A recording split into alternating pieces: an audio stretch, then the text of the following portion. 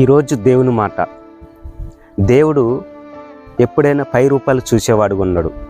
ఎందుకంటే ఆయన హృదయాలు చూసేవాడిగా ఉంటాడు. అవును, ఆయన హృదయ అంతరంగములు ఎరిగిన వాడు. అవును, అనేక మంది ఈరోజు క్రైస్తవ జీవితం ఎలాగుందంటే టిప్ టాప్ తయారై మంచి తెల్ల వస్త్రాలు వేసుకొని మనం వచ్చి మందిరాలలో ప్రార్థన చేసేవాడిగా ఉంటాం. కానీ దేవుడు ఎప్పుడైనా పై రూపాలు లక్ష్య పెట్టడు. ఎందుకంటే ఆయన హృదయ అంతరంగములు ఎరిగిన దేవుడు కాబట్టి.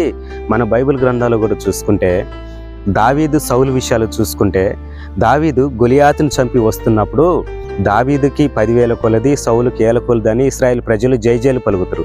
జైజేలు పలుకున్నప్పుడు ఆ మాటను బట్టి సౌలు కోపం వచ్చి దావీదుని లేకుండా చేయాలనే రీతిగా దావీదు మీద పన్నాంగం పన్నుతాడు. దావీదుని ముమ్మార్లు చంపాలని చూస్తారు.